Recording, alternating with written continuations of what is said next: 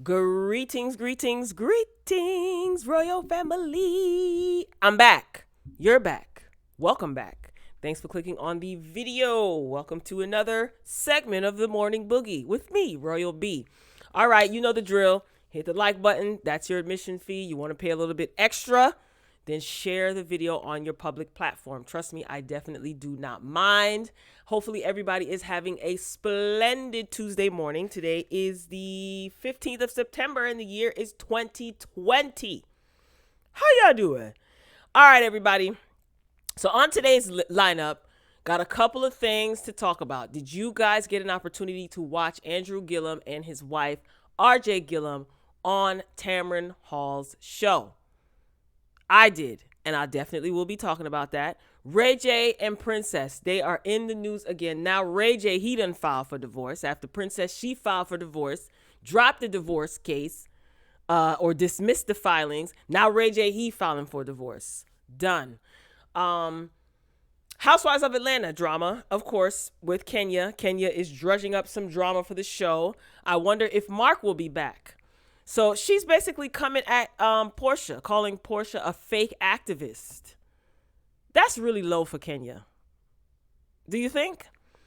Ooh, who else is on this lineup? Lord, late in the midnight hour, a source, an industry source, came out and gave a statement to Heavy.com about Megan Thee Stallion and Tory Lanez and what went on that night, according to this source.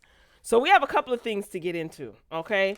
But before I get into the heavy topics, you know I always like to start with a little bit of shenanigans. Again, make sure you are liking the video. Welcome, everybody. Get comfortable. Drop your comments throughout the broadcast, okay?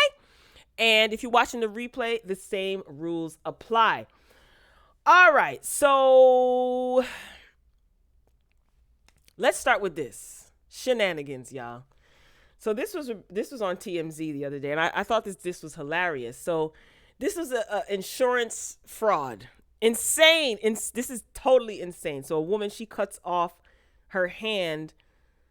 She was sentenced to prison because she wanted to collect some insurance money. Now, there is something really, really weird about cutting off your own hand, right? Something really weird about that. I just can't quite put my finger on it. I couldn't resist. Anyway, so a woman, she went to unbelievable lengths to get a big payday. She cut off her hand, and now she'll have 2 years to reflect in prison. So this woman is a citizen of Slovenia. She came up with a plan with her boyfriend, 2 of them. 2 heads are better than 1, they say, right? Not in this case. Both of them are stupid. So she came up with this plan with her boyfriend to collect on some big fat insurance policies that they took out on her. So in all, they got 5 policies totaling more than $1 million. Now, to get the money, they cut off her hand with a circular saw and then filed a claim, presumably some sort of disability claim. So the insurance policy would have paid her half up front and the balance in monthly installments. The thing is, she got busted. And the 22-year-old woman was sentenced to 2 years in prison. The boyfriend got 3 years. Now, let me tell y'all something right now. 2020 is out of hand. Woo! Out of hand. First of all, I would love to know how the heck she got caught. How did they get busted? Yo, these insurance companies are definitely doing their homework. What? I would love to know how she got caught. But you know what? Good for you. Insurance fraud. And then you lost your hand in the process, you big dummy. That's going through extreme lengths. They probably wanted to know how did her hand get cut off, and she was unable to provide proof that she had this accident. And that's why they probably said, nah, this sounds fraudulent. Let me tell you something. Some of these insurance companies are cracking down. And you know what? It's bad because it makes it difficult for people who need these insurance policies to possibly get them and cash out on them. I know some people who were investigated after they had a life insurance policy out on their significant other, and they were investigated for 2 years. And everything was legit. Everything was legit. I hope it was, but it was a family member.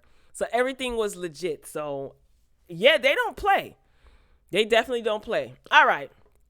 So that's the shenanigans so far for today. Might be a couple of other sprinkles of shenanigans throughout the show. Let's move on to the Real Housewives of Atlanta drama. So Kenya and Portia are going at it.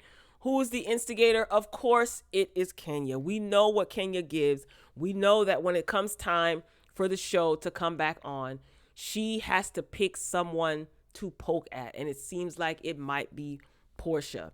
So, lately that Portia has been using her platform to advocate for social justice. She is affiliated with the Black Lives Matter movement. She has been arrested twice for her advocacy, along with Yandy Smith from Love and Hip Hop New York, right? So we see Portia out and about.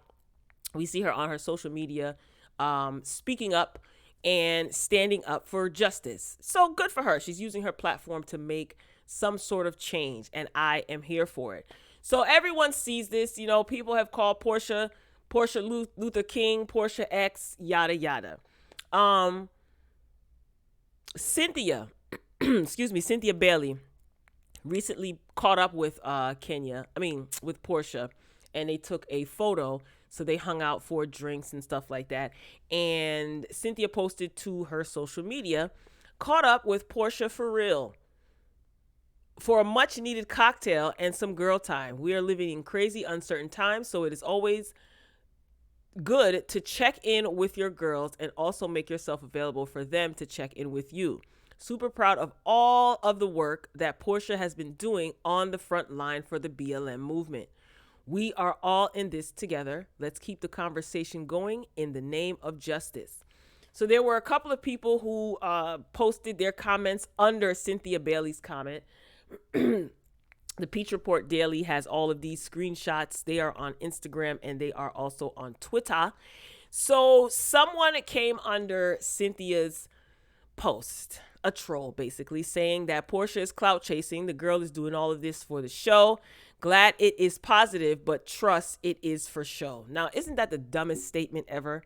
She doing this for show. I'm glad it's positive, but she's doing it for the show. Okay. Why not? Say what you say, troll. Now, the same person, they went on to write another comment where they say Portia didn't even know what the Underground Railroad was, but now she's a civil rights leader. She needed to clean up her image and needed a storyline. Sorry, I'm not buying it. So here comes Kenya. Under that troll's comment, puts some eyeball emojis. And of course, that was going to bring attention to the post because they see that blue check mark. They see Kenya commenting under someone's comment. So it's going to give life to the troll's comment, So of course, Portia saw this and Portia got at Kenya in the comment section. She said, Kenya Moore, you should be ashamed of yourself trying to bring attention to this disgusting trolls. You actually felt compelled to respond to this lie. You want people to pay attention to this mess. Shame on you. And she goes on to say, you knew people and blogs would follow this. You should be supporting me as a fellow Black woman trying so hard to change this world. And instead, you're the least supportive person ever. If you're going to spend time bringing awareness to anything, try something positive in life. Oops, I forgot. Misery loves company. Oh, Kenya had to come back and respond. So what Kenya does is, she downplays the eyeball emojis that she put under this troll's comment, right? Trying to make it seem like it's not that big of a deal. Again, Peach Report Daily on Instagram and Twitter have all of the screen reports. Screenshots. Okay, so this is what Kenya says. Over side eye emoji, really? I support you and I support the movement, and I will follow real leaders, not storylines. So be real on and off camera. Real change starts with you. Let's be real apologetic to Eva Marcel, who has been a real activist before she ever heard of you. What the hell does Eva got to do with this? You see what I'm saying? Like, Kenya, you all over the place, man. You should have just sat this one out, leave it alone. You are making yourself look so tacky. Really? Attacking someone's activism in these perilous times for black people? What was the point of that? Anyway, let's be real.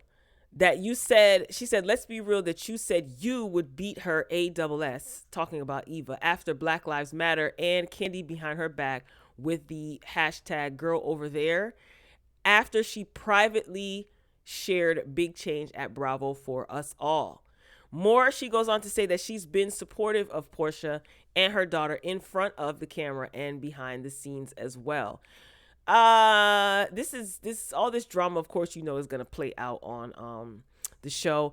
I'm disgusted that Bravo is going to use this as a storyline and just basically usurp the entire activism angle that Portia is coming from. I mean, if you're going to cover this, why not cover it authentically and not throw in drama in there, especially for this movement? You know what I mean? And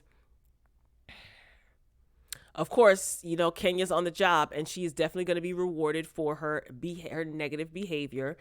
I don't think that this is funny. I don't think that this is cute. I feel like, Kenya, if you agreed with someone saying that Portia is doing it for clout, if you weren't going to defend her, I think you should have said nothing at all, not even post eyeball emojis, because even though you just posted eyeball emojis, people are going to take that as you are siding with that particular troll who's calling Portia a fake activist. So my thing is, if you weren't going to support your castmate and support the bigger picture of the movement, and you shouldn't have said anything at all. Like, this doesn't make you look right. Like, just because you're calling Portia a fake activist doesn't mean that you're right. And I think that this is low even for you, Kenya, but then again, apparently not. You know what I mean? Keep the drama on the between the ladies and what goes on the show. This is a movement that obviously Portia is invested in, and I just think that you as a black woman, you made yourself look so stupid. You know what I'm saying? Bringing up, oh, why don't you show Eva this? You said you would do this to Eva. Eva's a real activist. You can't take away the fact that Portia is out here on the front lines doing, not just saying. She's actually doing. And again, even if you agreed with the troll, if you weren't going to come to her defense for her actions and for her, what she's putting into the movement, maybe not defending her as a person because you don't like her or you're jealous of her, whatever it is, but for what she's doing, her activism, if you weren't going to defend that, then you shouldn't have said anything at all. You shouldn't have even put a semicolon underneath that person's comment. Tacky. No class whatsoever. Moving along, these two. So now, 1 minute they getting divorced, the next minute they not getting divorced, 1 minute they separated. I can't keep up. There must be some new project coming out that they're trying to promote. So Ray J now has filed for divorce from Princess Love. Now remember, Princess Love recently filed for divorce, and then she dropped her divorce paperwork. She's like, you know what? No, I'm not going through with the divorce. Now Ray J, he filing for divorce. What is going on with these two? Now this is Ray J. It's like they're over again. They break up all the time. Every time I turn around, they breaking up. Now, just 2 months after Princess Love made a request to dismiss her filing to legally end her marriage with Ray J, the One Wish singer has made his own filing for divorce. People.com can confirm. So Ray J is also asking for joint custody of the couple's 2 children, their 9-month-old son and their 2-year-old daughter. The Blast first reported that. Ray J had not responded to Princess Love's original filing. So the Love and Hip Hop star's lawyer did not immediately respond to People's request for comment on Monday. Now, in July, Princess Love filed for dismissal of her divorce filing just 2 months after originally filing for divorce in May. Now, this is a rep for the couple, right? They told people.com this back in May. It's a very difficult time for both Princess and Ray J, and we are asking that we just let them have their privacy as they work through and deal with this very trying situation. Again, this is what a rep said to people.com back in May. Now, following Princess's July court request, it seemed the two had reconciled, and Ray J shared a touching tribute for Love's birthday. Happy birthday, my love. I'm so happy and blessed to spend today with you and our family. This is what Ray J wrote on Princess's birthday online. God is the greatest. Everybody, please wish my wife, Princess Love, a happy birthday. And Princess Love, she shared, excuse me, the same photo, the same caption. She retweeted it or reposted, whatever. Now, just weeks after Love filed for divorce in May, Ray J also said that he was back with the kids. Over these past few months, though, I've been at the studio locked in. I was at the studio right around when everything got locked down. Before I came home, I had to quarantine for 14 days. My wife has been super mom, and she wasn't having that. So she just wanted to make sure that I was good. We're taking it one day at a time. So Ray J and Princess, they got married back in 2016. And y'all know last November, she claimed that she would file for divorce after Ray J left her stranded or abandoned with their daughter, who was 1, I think, at the time, in Vegas. That was a whole ordeal. She got on social media and started talking and telling all the business, and just too much. So Ray J is still denying that he abandoned her. He said he did not. He didn't leave her stranded, yada, yada. Remember, they sat down for a 3-part conversation on Zeus Network. That was a mess. But it's being said that there's a prenup. Now, before, Princess was adamant that she wasn't signing a prenup. Remember when she was on Love and Hip Hop LA, Ray J ripped up the prenup. His mother was like, you need to get a prenup. She's like, ain't gonna be no prenup, honey. And we were under the impression that there was no prenup. This could all be a lie, by the way. I just want to point that out, but we see how things are not working out with Dr. Dre. We find out that there was an actual prenup. Let me tell you something. Sonya Norwood, that is, made sure that there was a prenup before there was any wedding. I guarantee it. So the couple has, it's alleged that the couple has a prenuptial agreement which outlines support and personal property, which is not a part of the marriage and should be enforced. So I'm curious to see what that prenup is looking like. I'm pretty sure it's going to be in Ray J's favor because his mother is a businesswoman. She's not a fool. I think it's time for them to part ways. I had my strong feelings about Princess, and I still do, when I did my reviews for the conversation with Princess and Ray J. A couple of you chewed me out in the comments, but I'm still here. I said what I said. Just like people were making excuses, or not making excuses, but just like people were pointing out Ray J's behavior, I pointed out Princess's behavior. Balance. You see how that works? All right, let me know what you think in the comments. Ray J, I think you should move on. Princess, I think you should move on. You guys can split amicably, and both of you can co-parent if that's what you choose to do. Otherwise, we don't really care. It's just something for us to talk about. All right, up next, you guys know that Dancing with the Stars premiered yesterday, right? Yesterday was Monday. One of the cast members on Dancing with the Stars is Carol Baskin. Carol Baskin from Tiger King. Yes, and that is a tiger illusion that you see on the screen. Let me tell you what Dancing with the Stars had going on yesterday, okay? They actually had this woman dancing, if that's what you want to call it, because I don't know what the heck she was doing.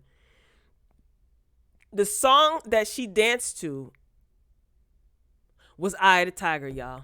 Eye of the Tiger. I didn't think it was funny. I think that I immediately thought about what does her husband, who went missing, quote unquote, what does his family think about her being on Dancing with the Stars, and if they watched it, her dancing to Eye of the Tiger? You know what I mean? ABC, what in the entire heck is going on? This was not well thought out. So Look at this. Look at this foolishness. This is supposed to be dancing, y'all. I don't know what this is. Hopefully you guys can see this well. This is on the Shade Room.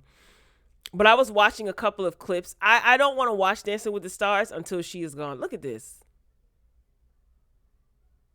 And they are really playing Eye of the Tiger, the song from Rocky, the Rocky movie, Eye of the Tiger, y'all. I think that is extremely offensive. Turn it off. Turn it off. Eye of the Tiger. And she looks a hot mess. And look at the tiger illusion in the background. Who thought that this was cute? Are y'all watching Dancing with the Stars? Sky Jackson did her thing. Okay, I wish I had a clip of that. Sky Jackson is on there as well, and she did her thing. I don't know how I feel about Tyra as the host yet. I don't know. Moving along. This is Emily B, y'all. You know who Emily B is? She's a former castmate of Love and Hip Hop New York. Remember, she was on the earlier seasons, and she called herself Fabulous, the rapper's girlfriend, but he never claimed her. Everybody knew her as his stylist. So he was going around cheating on her and not claiming her. He also knocked her teeth out of her mouth. I don't know if it was one or more than one, but one is enough. Even half of a tooth is enough. And not too long ago, there was video that surfaced of a situation that happened at their house where he threatened her father.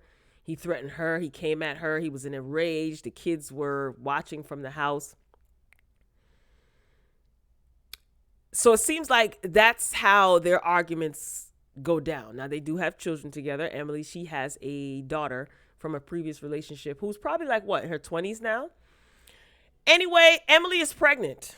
She looks absolutely beautiful in this photo. But I'm not celebrating this. I am not celebrating her being pregnant again for someone who has been hands-on repeatedly with her. Hey, if she likes it, that's on her. But, you know, I've seen a lot of people in the comments, celebrities, entertainers, congratulations, you look beautiful. Oh, my God, I'm so happy. You're happy? What are you happy for? You're happy for them bringing another child into their dysfunctional foolishness? He knocked her teeth out, y'all. Teeth, whatever. Correct me if I'm wrong. Like, oh my gosh, I couldn't even believe it. And then when all of that came out, I said, why the heck did she want to be claimed by this dude so bad? Yo, let me tell y'all something. Nope, I'm not even doing it. So again, her pictures are absolutely beautiful. I'm not saying congratulations because I feel terribly sorry and scared for this child. I do, just like the other children. This is not funny. This is nothing to celebrate. Why do you want to be claimed so bad by somebody who is so terrible to you? Is it that bad out there, y'all? Ladies, is it that bad? Is that difficult to either be single, or find a good man? Is that bad out there?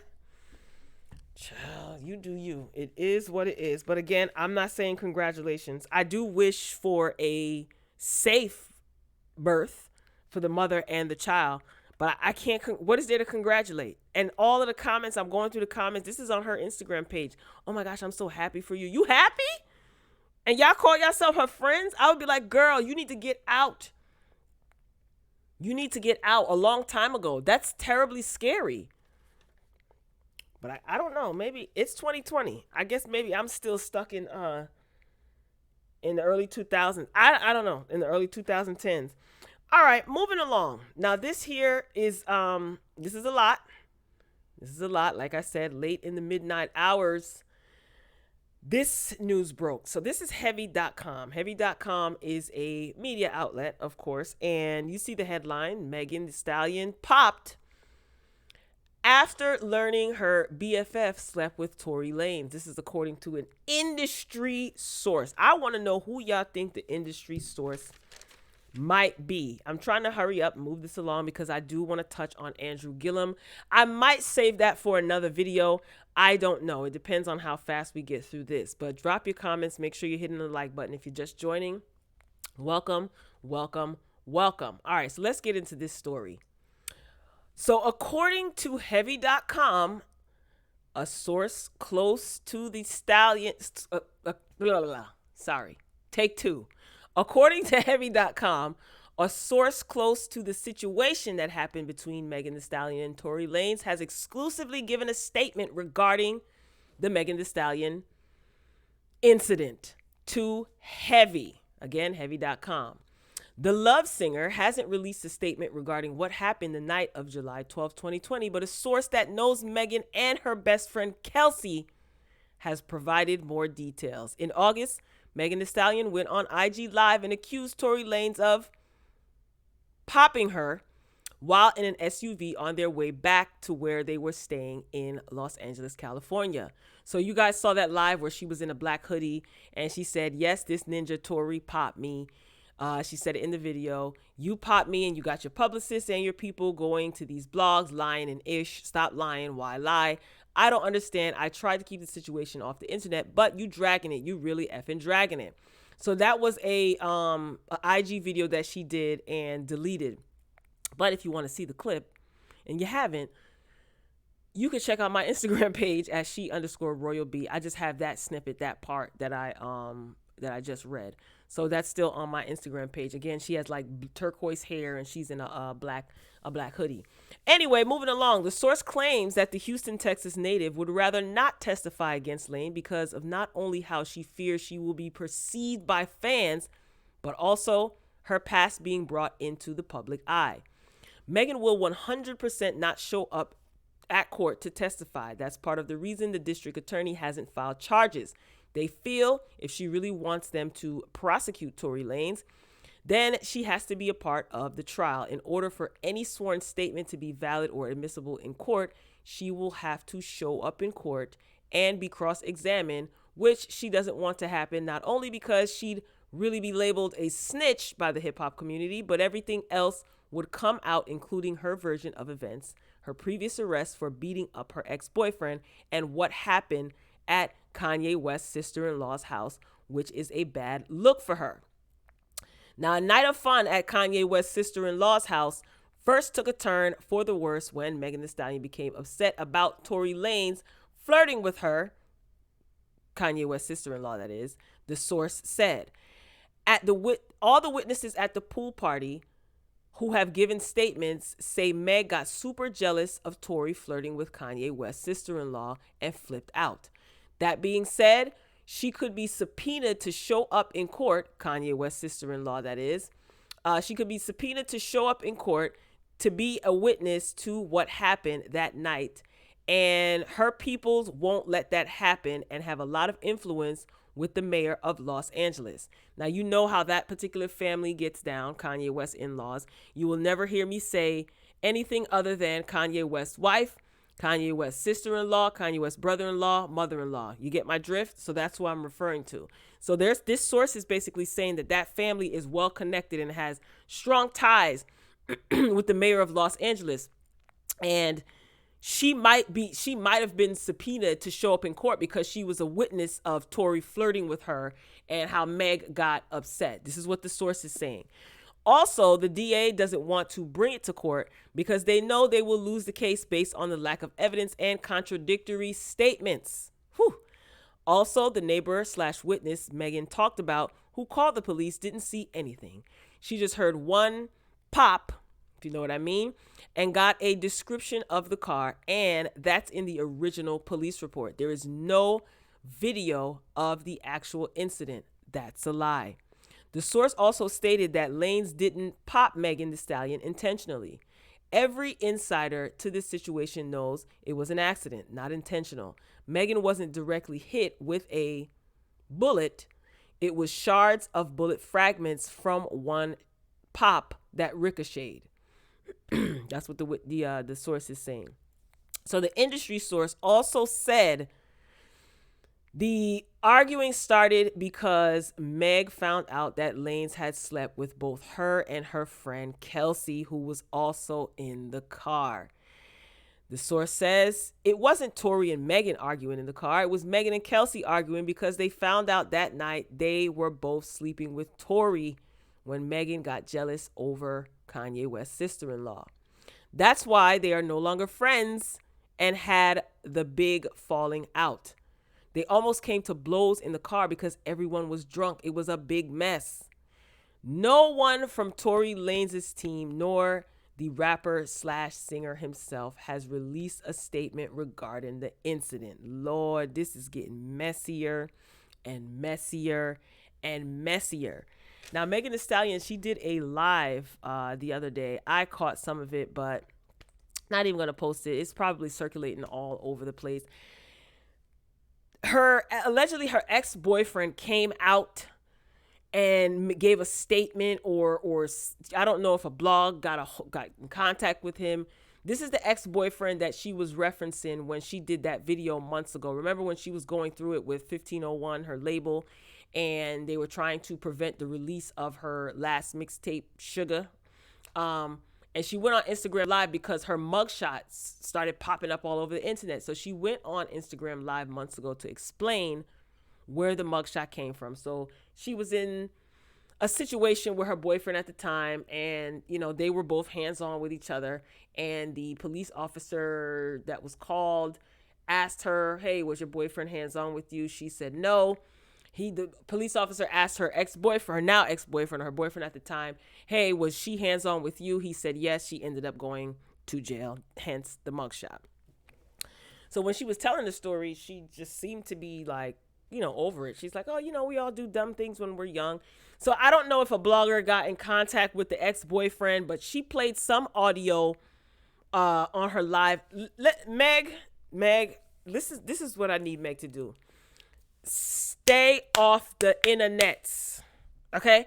Stop replying to everything and everyone you see on the internets, ma'am. Because why do you have that much time? And I like Meg. I do. I don't. Why are you being so reactionary? Is this all like a gimmick? But then again, I can't tell anybody how to react if their name is being dragged through the mud. Oh gosh, Meg, stay off the internets, Lord. And who is this industry source? Who do y'all think this industry source is? Drop down in the comments and tell me what you think. All right, this video is getting long, so I'm gonna move it along. Last up, Andrew Gillum. So Andrew Gillum basically tells Tamron Hall during his interview that he is bisexual. He's not gay. A lot of people thought that he was gay, but he's not. He's bisexual. Okay, it is what it is. So I watched the interview in its entirety, and I am just going to say this. I don't know if I don't know how I feel about him revealing that during the interview. I mean, it doesn't stop my support for him politically. You know what I mean? His personal life is just that, his personal life. So Tamron Hall did not ask him. You know, Tamron Hall came out, right? And she said that, you know, there's a lot of people that want me to ask certain questions. They demanded that I ask certain questions. I've gotten emails and DMs before she played the interview. So she said she decided to do it the way she feels right. So she said she flew out to Tallahassee and sat down with RJ and Andrew Gillum. So he says, I don't identify as gay, but I do identify as bisexual. And this is something that I never shared publicly before. Now, I do like the way that Tamron Hall did the interview. She first sat down with Andrew Gillum. She then sat down with RJ by herself, they, you know, individually. And then she sat down with them toward the end together. And like I said, this is not a deal breaker for me, man. It's not. I do believe that he was forced to say this, and I am more offended at the fact that how his business was put out there. That's what I'm offended about. And you know what? I probably am going to do this in a separate video, but I'll read this article. This is by out.com. So in a new interview with Tamron Hall, his first interview after going through a public scandal that involved narcotics and accusations of infidelity, Florida Democrat Andrew Gillum has come out as bisexual. So he says, you didn't ask the question, you put it out there of whether I identify as gay. The answer is I don't identify as gay, but I do identify as bisexual, he said in the interview, which functioned as the season 2 debut of the Tamron Hall Show. Congratulations, Tamron. So of course everybody is going nuts about this, and some people are, I'm not surprised, or some people like, oh, I'm shocked. I mean, whether you're surprised or not, I don't think it makes a difference. But in March, Gillum was found in a hotel room where there had been a OD.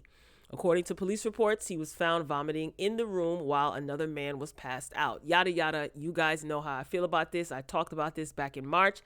I still feel that this was one big scheme still. I do think that there was some scheming behind this. So Gillum, you know, he's married to his wife, RJ Gillum, and previously served as mayor of Tallahassee. In 2018, he lost Florida's gubernatorial race by less than 0.5%. Less than 0.5%, y'all. Throughout his career, he has been vocal in fighting for LGBTQ plus rights and equality. His wife said, so many people just don't understand bisexuality. This is what she said when they were sitting together. Bisexuality is just something different. I just believe that love and sexuality exists on a spectrum. All I care about is what's between us and what agreement we make. One tweet says that RJ also stated she knew that Andrew was bisexual when they married. That's very well possible. Very well possible. Bisexuality in and of itself doesn't lead to unfaithfulness. This is what Andrew Gillum said in the interview. There are men who are in marriages with women who, just because they're married to a woman doesn't mean they're not attracted to other women, and at any point can slip up, make a mistake, do something, and that is what it is. The same thing for bisexual relationships. You can be attracted to both. You got a bigger terrain out there that you have to contend with, but you can still choose to be physically with one person.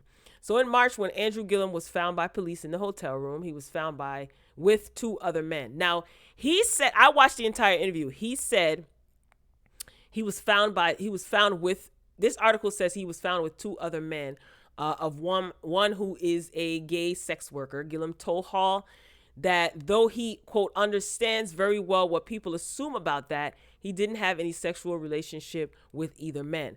Now, he said in his interview that he remembers when he got to the room, his wife was in Florida when he was in Florida because he was supposed to be officiating a wedding, right? And a lot of people assumed that his wife wasn't there. She said she was there. Andrew said that she was there. She was back at her hotel, and he decided to go off about his business, drinking. He linked up with his friend.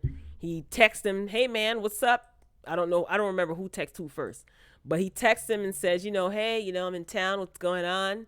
Let's link up, yada, yada.